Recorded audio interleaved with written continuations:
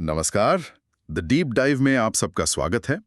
आज हम गहराई से चर्चा करेंगे सूजन हिल के लिखे नाटक on the face of it पर। यह नाटक एनसीईआरटी क्लास 12th इंग्लिश का जो विस्ताज वाला सिलेबस है उसका हिस्सा है।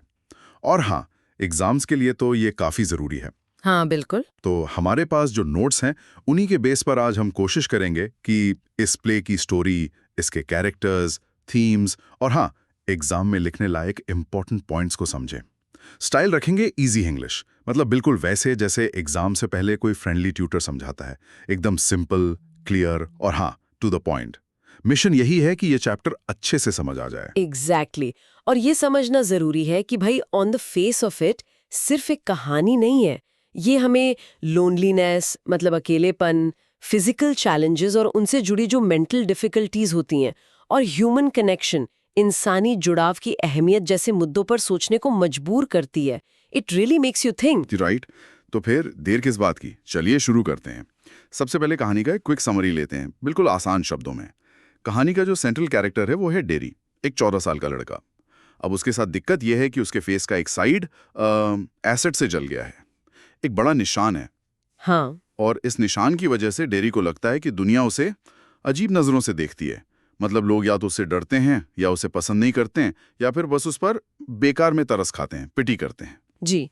और इस कांस्टेंट फीलिंग ने उसे बहुत विड्रॉन, मतलब सहमा हुआ सा, अकेला और बिटर, चिड़चिड़ा और हाँ, लो ऑन कॉन्फिडेंस बना दिया है। वो लोगों से बचता है, दुनिया से कटा कटा रहता है। बिल्कुल। उसकी सोच ही ऐसी बन गई है कि उसका जला हुआ चेहरा ही उसकी पहचान है और कोई उसे जेन्युइनली पसंद कर ही नहीं सकता। फिर कहानी में एंट्री होती है मिस्टर लैम की। मिस्टर लैम एक ओल्ड मैन है जिनका अपना एक बड़ा सा गार्डन है और उनकी एक टांग टिन की है, मतलब नकली है, क्योंकि वर्ल्ड वॉर में उनकी असली टांग चली गई थी। अच्छा। अब यही इंटरेस्टिंग पॉइंट आता है। अपनी फिजिकल लिमिटेशन के बावजूद मिस्टर लैम का एटीट्यूड डेरी से एकदम ऑपोजिट है। वो बहुत चीयरफुल है, जिंदा दिल, पॉजिटिव सोच वाले और वेलकमिंग है।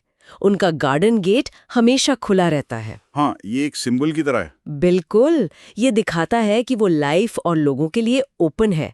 वो गार्डनिंग करते हैं, बीज पालते हैं, किताबें पढ़ते हैं और हर आने जाने वाले से बात करते हैं। यहीं पर कहानी का कोर कॉन्फ्लिक्ट और कनेक्शन सेटअप होता है ना। जी। डेरी जो दुनिया से छुपा फिरता है, जी। वो एक्सीडेंटली मिस्टर लैम के गार्डन में दीवार फांदकर घुस जाता है, ये सोचकर कि भाई वो खाली होगा, और वहां उसकी मुलाकात मिस्टर लैम से हो जाती है। हाँ? इनिशियली तो डेरी बहुत डिफेंसिव रहता है, सस्पिशियस भी। उसे लगता है मिस्टर लैम भी बाकियों की तरह ही रिएक्ट करेंगे। हाँ, डेरी तो एक्सपेक्ट कर रहा होता है कि मिस्टर लैम या तो डरेंगे या उस पर तरस खाएंगे, लेकिन मिस्टर लैम उसे बिल्कुल नॉर्मल तरीके से ट्रीट करते हैं।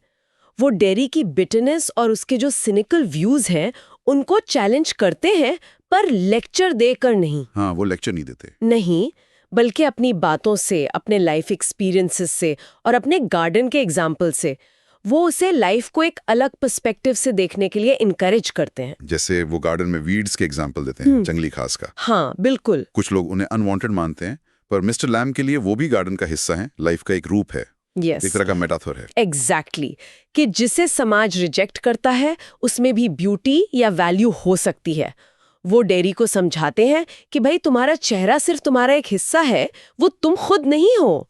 वो उसे इनकरेज करते हैं कि लोगों के रिएक्शन से डरकर खुद को बंद कमरे में कैद मत करो। और मिस्टर लैम की जो पॉजिटिव एनर्जी है, उनका एक्सेप्टेंस है, वो डेरी पर असर करने लगता है। हाँ, धीरे धीरे। डेरी जो कभी किसी से खुलकर बात नहीं करता था, वो मिस्टर लैम के साथ कंफर्टेबल फील करने लगता है, अपने डर, अपनी फीलिंग्स शेयर करता है। जी। ये ट्रांसफॉर्मेशन बहुत क्रूशल है।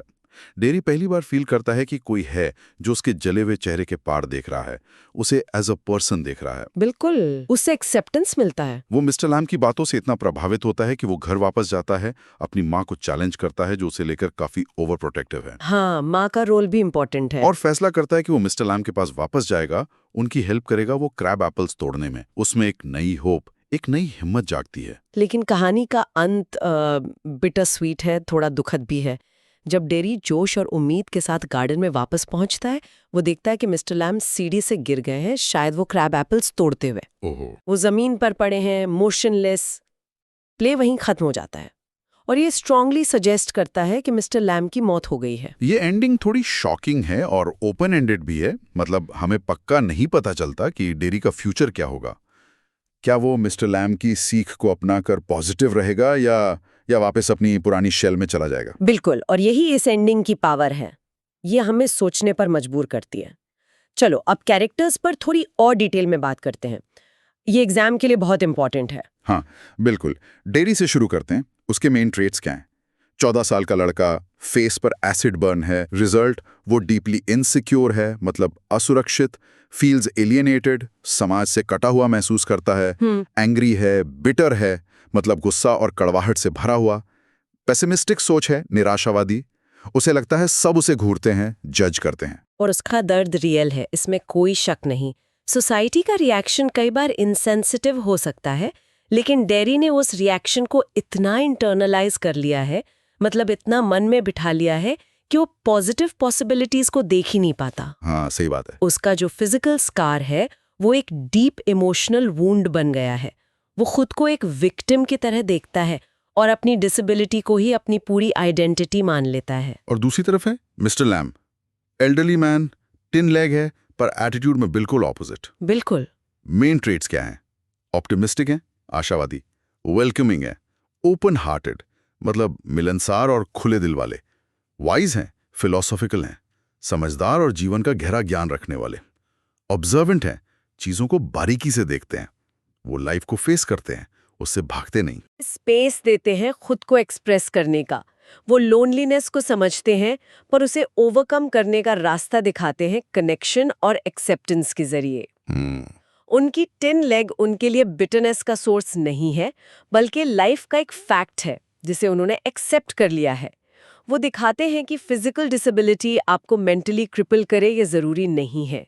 तो इन दोनों कैरेक्टर्स का कॉन्ट्रास्ट ही इस प्ले का सेंट्रल पिलर है ना? बिल्कुल। एग्जाम में ये कॉन्ट्रास्ट एक्सप्लेन करना बहुत जरूरी होगा। डेरी आइसोलेशन, बिटरनेस, दुनिया से छुपा हुआ। हाँ। मिस्टर लैम, ओपननेस, पॉजिटिविटी, दुनिया से जुड़ा हुआ। डेरी फोकस करता है कि उसने क्या खोया है, अपना चेहरा। सही।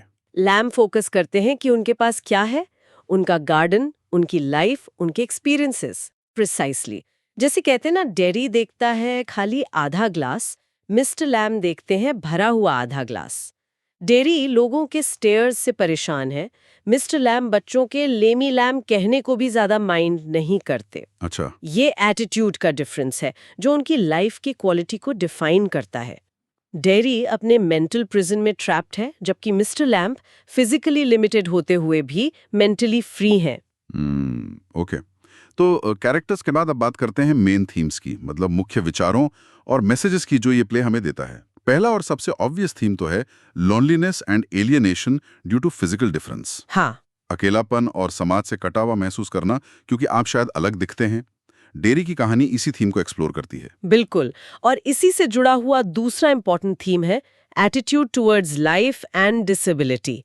जीवन के प्रति आपका नजरिया कैसा है और आप अपनी शारीरिक या मानसिक चुनौती को कैसे देखते हैं। हाँ। प्ले दिखाता है कि पॉजिटिव एटीट्यूड जैसे मिस्टर लैम का है वो कैसे लाइफ को मीनिंगफुल बना सकता है, जबकि नेगेटिव एटीट्यूड जैसा डेरी का इनिशियली था वो कैसे आपको कड़वाहट और अकेलेपन में धकेल सकता है। और ये भी कि डिसेबिलिटी सिर्फ फिजिकल नहीं होती। सही कहा। डेरी की तरह मेंटल बैरियर्स, डर, शर्म, कॉम्प्लेक्स, ये भी एक तरह की डिसेबिलिटी है। तीसरा थीम है the importance of connection, empathy and acceptance.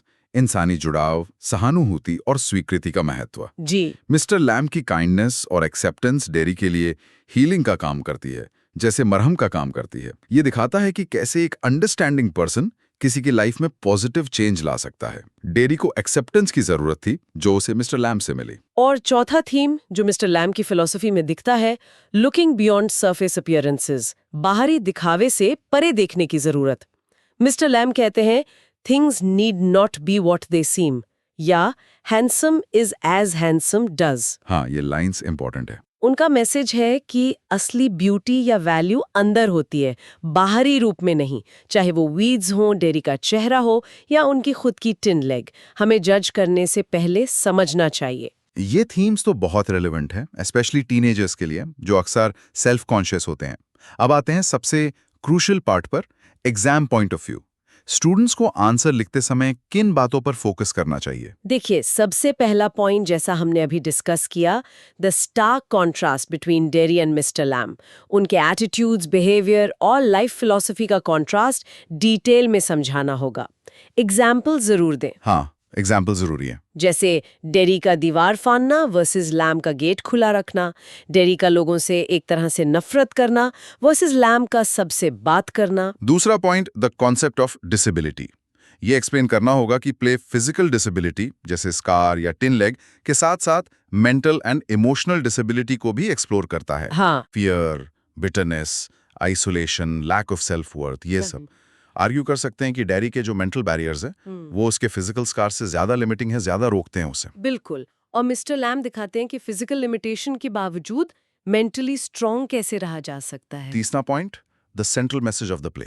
हम्म इसमें क्या क्या इंक्लूड करना चाहिए? हाँ, इसमें कई चीजें हैं। पहला, नीड फॉर सेल्फ एक्सेप्टेंस, मतलब खुद को स्वीकार करना सीखना। ठीक है। दूसरा, ओवरकमिंग पेसिमिज्म एंड बिटरनेस, निराशा और कड़वाहट से बाहर आना। ठीक है। तीसरा, importance of hope and positivity, आशा और सकारात्मकता का महत्व। चौथा, value of human connection and empathy, इंसानी जुड़ाव और सहानुभूति की जरूरत। और वो अपीयरेंस वाली बात भी। हाँ, पांचवा, looking beyond the obvious superficial, सतही चीजों से आगे देखना। चौथा important point, the significance of the ending. ये ओपन एंडेड क्यों है, इसका क्या इम्पैक्ट है, ये डिस्कस करना होगा कि मिस्टर लैम की पॉसिबल डेथ डेरी के ट्रांसफॉर्मेशन पर क्या असर डाल सकती है। हाँ, ये सवाल जरूर एड्रेस करना चाहिए। क्या ये उसे और स्ट्रांग बनाएगी, मतलब मिस्टर लैम की लेगेसी को कैरी करने के लिए मोटिवेट करेगी, या उसे वापस डिस्पेयर में, निराशा में ढकेल देगी? एंडिंग की एम्बिग्विटी ही इसे पावरफुल बनाती है। जी हाँ, और अगर पॉसिबल हो तो मिस्टर लैम की फिलोसॉफिकल लाइंस को कोट करें, जैसे things need not be what they seem, या why is one green growing plant called a weed and another flower, या फिर handsome is as handsome does. हाँ, इससे आंसर में वेट आएगा। बिल्कुल। सिंबलिज्म की भी बात कर सकते हैं। गार्डन एक सिंबल है लाइफ और ओपननेस का, बीज का शहद बनाना productivity despite humming, weeds unwanted पर लाइफ का हिस्सा। ग्रेट। तो ये हो गए एग्जाम के लिए की पॉइंट्स। अब मान लीजिए एग्जाम हॉल के बाहर खड़े हैं, लास्ट मिनट रिवीजन करना है, उसके लिए एकदम शॉर्ट बुलेट पॉइंट्स में रिकैप करते हैं। Ready? Let's do it. Quick revision bullets.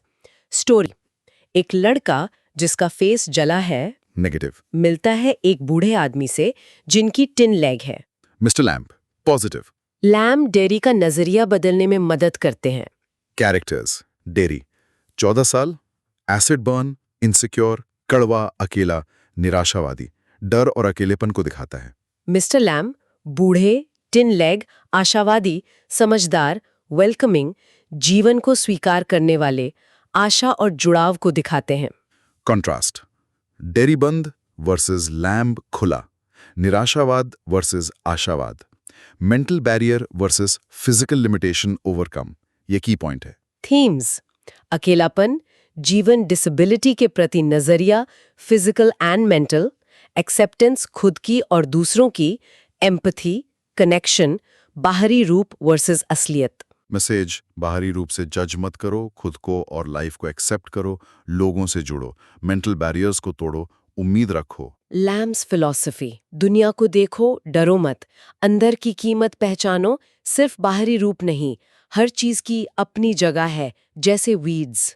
Ending, ambiguous, sad, Mr Lamb गिर जाते हैं, मर जाते हैं, डेरी के फ्यूचर ट्रांसफॉर्मेशन पर सवाल, सोचने पर मजबूर करता है। परफेक्ट। ये पॉइंट्स दिमाग में रहेंगे तो आंसर फ्रेम करना काफी इजी हो जाएगा। तो ये थी हमारी डिटेल चर्चा सूजन हिल के play on the face of it पर, स्पेशली डिजाइंड क्लास 12 स्टूडेंट्स के लिए जो एग्जाम्स की तैयारी कर रहे हैं। उम्मीद है इस इंग्लिश एक्सप्लेनेशन से आपको प्ले की डीपर मीनिंग और एग्जाम रेलेवेंट पॉइंट्स क्लियर हुए होंगे। बिल्कुल। और जैसा मैंने कहा, ये प्ले सिर्फ सिलेबस का हिस्सा नहीं है, ये लाइफ लेसन्स देता है, एम्पैथी के बारे में, करेज के बारे में, और इस बारे में कि हम दुनिया को और खुद को कैसे देखना चुनते हैं। एब्सोल्युटली। और बिफोर वी रैप अप, एक फाइनल थॉट हमारे लिसनर्स के लिए जिस पर वो सोच सकते हैं। ये शायद नोट्स में डायरेक्टली ना हो, पर सोचने लायक है।